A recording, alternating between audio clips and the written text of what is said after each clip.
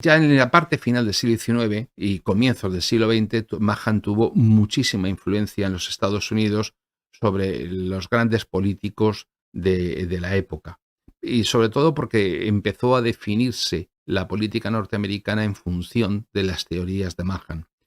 Ejemplo, Benjamin Franklin Tracy, que era secretario de Marina,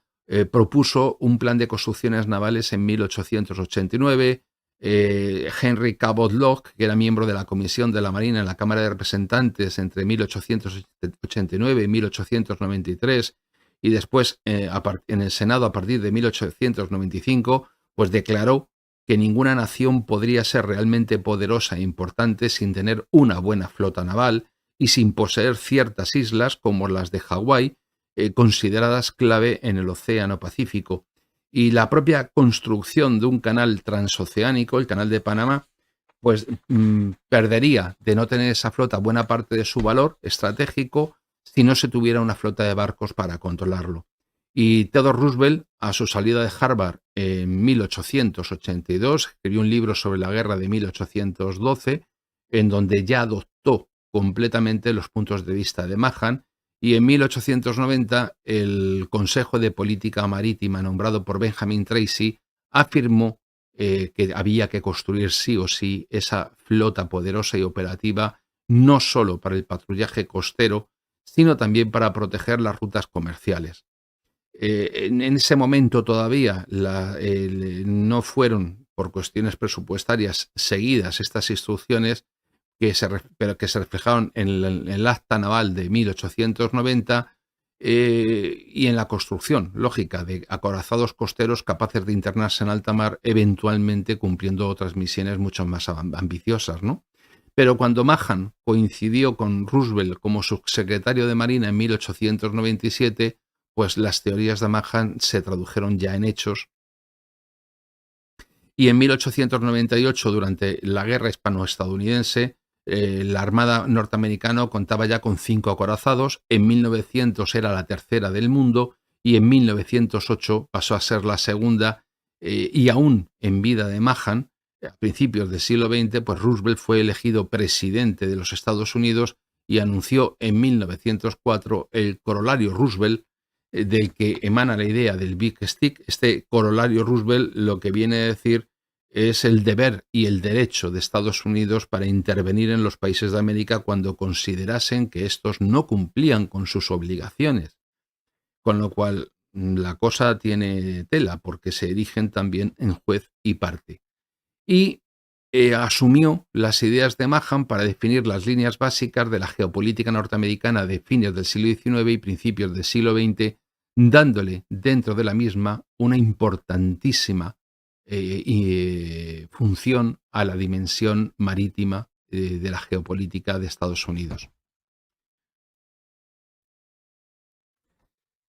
Bueno, para Mahan, si una nación deseaba ejercer influencia política en regiones inestables, pues debía poseer convenientemente situadas, y las exigencias del comercio en tiempo de paz así lo hacían sentir como una necesidad, pues una serie de posesiones, y por lo tanto estableció que la misión primaria del poder naval era mantener libres las líneas de comunicación marítimas a la navegación propia y también impedir su utilización por parte del adversario. Esto sostenía que controlar y gobernar la distribución del poder político a través de la tierra era una tesis del pasado. Fíjense lo que dice, que cuando en aquel momento todas las telurocracias, Alemania, Rusia e incluso Francia, definen su estrategia y su geopolítica en términos terrestres, Mahan considera que son una cuestión del pasado, precisamente para que vean cómo la geografía propia y las necesidades propias influyen en la forma del pensamiento que se define por parte de la gente que vive en un lugar. Y esta tesis veremos también en el futuro, en otro directo, cómo controlar y gobernar la distribución del poder político, como estoy diciendo, y el desarrollo de toda esta idea, la recoge Speakman cuando formula la teoría del Greenland. Y entonces vemos cómo incide también cómo se continúa a lo largo del siglo XX formulando la necesidad del poder naval como prioritario frente al poder terrestre por parte de esa ínsula que es de esa insularidad, de esa isla que es la isla americana. Bien, pues tanto Mahan como más tarde Spigman fundamentan que lo central del poder de una nación es la capacidad de los estados de manejar el uso de los océanos y pasos internacionales marítimos por donde se canaliza el transporte, y presentó el concepto de insularidad debatiendo contra el común concepto de continentalismo. Por insularidad señaló la cualidad geográfica de un estado que se encontraba rodeado de mar y bajo cuya definición entraban Gran Bretaña y Japón. Claro, como ejemplos, pero también concebía entonces la isla americana. Y eso significaba poder tener que comunicar los dos océanos, el uno con el otro, con rapidez y facilidad, porque no olvidemos, es una isla. Y esa isla es demasiado grande, la isla americana, como para ser rodeada por el sur. Y agregó al concepto de países insulares a aquellos estados que ocupan una posición continental con vecinos continentales sumamente débiles o que no representan una amenaza geopolítica para los Estados Unidos. La imperiosa necesidad de conectar los dos océanos y controlar esa conexión. Es decir, Estados Unidos había logrado en aquel momento hacer desaparecer sus fronteras terrestres en el sentido de riesgos de seguridad y defensa, lógicamente, porque la frontera con Canadá no representaba un problema y la frontera con México, después de haberle arrebatado el 60% de su territorio y de haberlo anulado a México definitivamente, pues tampoco tenía no representaba tampoco ningún poder militar que pusiera en peligro la integridad o la geopolítica norteamericana. Por lo tanto, al haber hecho desaparecer sus fronteras terrestres en los sentidos de seguridad y de defensa, pues le quedaba, la concepción de una necesidad geopolítica, como decimos, desde el punto de vista del concepto de isla. Y para eso era necesaria la escisión de Panamá respecto de Colombia y la construcción por parte de Estados Unidos del Canal de Panamá, con su zona de ocupación vigente hasta tiempos recientes, y como también la invasión al país en 1989 hemos visto que es una cuestión que no es muy lejana en el tiempo. Es decir, Panamá no tiene ninguna posibilidad de ejercer un papel fuera del que le tiene atribuido Estados Unidos. ¿Por qué? Pues porque la seguridad del paso interoceánico dentro de la disciplina de un país controlado es fundamental para Estados Unidos. Bueno, pues para sintetizar, la teoría mahaniana le da una importancia central a lo largo de la historia al control del mar por las necesidades del tráfico marítimo comercial y, es decir, el control de la logística del comercio mundial de mercancías, los puertos geográficos, las claves, entradas, grandes ríos, etcétera. Y la influencia de la doctrina de Mahan define con total claridad el uso del poder marítimo hasta el día de hoy. Y prácticamente en todos los países, porque las tesis de Mahan, como veremos en el próximo directo, que han influido también en China. Y se considera como válida la definición de que el poder marítimo es la suma de los intereses marítimos de un país más su poder naval. Y su pensamiento en relación con Estados Unidos se centra, y ya voy a ir acabando, se centra sobre tres conceptos geopolíticos.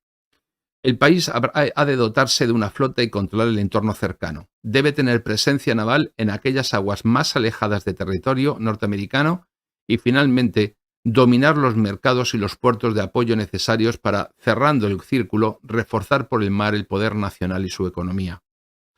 Es esencial en su propuesta la creación escalonada de una flota capaz de actuar a nivel global, y para ello la dimensión de la flota de un país que tenga estos objetivos, y en particular la flota de Estados Unidos, debe estar en condiciones de derrotar en forma simultánea a la segunda y a la tercera marina en orden. Escuchen bien, el esquema es el siguiente, que la flota que debe tener Estados Unidos tiene que ser capaz de derrotar simultáneamente a las dos que le siguen en poder. Esto va a dar una dimensión a la flota norteamericana muy importante. Y, de hecho, esta es una teoría, se llama el Two Power Standard, que es una doctrina de origen británico. Y en términos estrictamente militares, al objeto de conseguir ese efecto y en virtud del principio de concentración de fuerzas, es imprescindible, Es imprescindible la capacidad de conexión entre los dos océanos, el Atlántico y el Pacífico, de la isla americana, y de ahí la construcción del Canal de Panamá, las acciones necesarias para su intervención, y no solo eso, sino que también, y como elemento clave de su propuesta geopolítica, propugnaba un férreo control sobre el mar Caribe, al que calificaba como el Mediterráneo americano, similar al Mare Nostrum romano, como he dicho.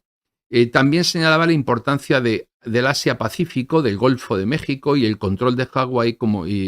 en el que la reacción de las acciones de Estados Unidos, su flota y su infantería de marina, los marines, en este periodo pues es evidente. Inclusive el ancho de los buques de guerra está determinado por el ancho del Canal de Panamá.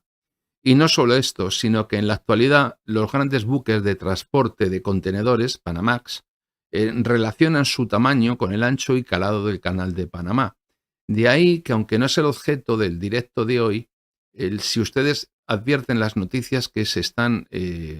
publicando en la prensa respecto de la posibilidad de que el Canal de Panamá perdiese su caudal de agua, y está haciendo que cada vez cobre más importancia la eventualidad de la construcción de un segundo canal interoceánico que comunique el Atlántico con el Pacífico. Bien, pues Mahan desarrolló los criterios para un cambio en la política naval norteamericana, para una nueva estrategia naval y para la conformación de una fuerza naval con un nuevo concepto de operaciones en el mar. Y esto relacionó el rol que debía cumplir el cuerpo de marines dentro de la política naval. Y fíjense que probablemente sea la infantería de marina más poderosa de cualquier país. No hay ningún país que haya potenciado la infantería de marina, dotándola de capacidades polivalentes como lo ha hecho Estados Unidos, precisamente por este motivo, porque es el equivalente a la infantería colonial que utilizaban otros imperios en otros territorios. Bueno, la consecuencia inmediata de las tesis de Mahan ha sido que la competencia entre armadas y flotas mercantes en el siglo XX se ha producido en más de una ocasión con resultados muy distintos. Piensen, por ejemplo, lo que supuso esa carrera a la hora de botar acorazados uno tras otro que mantenía Alemania con el Imperio Británico, o las consecuencias que tuvo para la Alemania de la Segunda Guerra Mundial el no poder controlar el Atlántico, batiéndose siempre en una situación de inferioridad, que fue precisamente lo que permitió a Estados Unidos durante un periodo de tiempo muy prolongado sostener al resto industrialmente y logísticamente al resto de contendientes durante la Segunda Guerra Mundial. Y sobre todo también esto ha supuesto dentro ya de la política interna de Estados Unidos, el que haya dos facciones, una de ellas dos posturas internas, una más volcada hacia adentro, más conservadora y a veces aislacionista, y otra más volcada al exterior, intervencionista y expansionista, aunque ambas son parte de la misma dinámica y por eso no hay que dejarse engañar. Y estamos viendo ahora mismo cómo cada uno de los que parece que van a presentarse a las elecciones presidenciales en noviembre, aparentemente representan a una de esas dos alas, pero en el fondo no son tan distintos y son mucho más complementarios de lo que parece. Obviamente Mahan, con esta visión expansionista que tenía de la asistencia, si hubiese tenido que votar el próximo 5 de noviembre de 2024, indudablemente lo habría hecho por los demócratas. ¿Por qué? Porque son el ala expansionista de la política norteamericana, como tradicionalmente hemos podido ver. Y bueno, la clave de la insularidad de la isla americana no es solo ni principalmente defensiva, como hemos visto, sino de seguridad para los Estados Unidos. No nos vayamos a equivocar. Y esto le permite actuar en un mundo sin riesgos en el propio país, esa concepción insular. Por ejemplo, como ya he dicho antes, Brzezinski la desarrolló en El Gran Tablero Mundial, la supremacía estadounidense y sus imperativos estratégicos, un libro muy recomendable de 1998, del que hablaremos cuando tratemos a Brzezinski en un directo, en el que afirma que todavía, cuidado, 1998, y Brzezinski afirma que la posición insular de los Estados Unidos, alejada del escenario pero vinculada con él por el mar, ofrece una gran ventaja estratégica. Y como destaca Francis Sampa en un artículo publicado en la revista The Diplomat, Mahan comprendió que Estados Unidos, como Gran Bretaña, eran geopolíticamente una isla situada frente a la costa de la masa continental euroasiática, cuya seguridad podría verse amenazada por una potencia hostil o una alianza de poderes que obtuviera el control político efectivo de los centros de poder clave de Eurasia.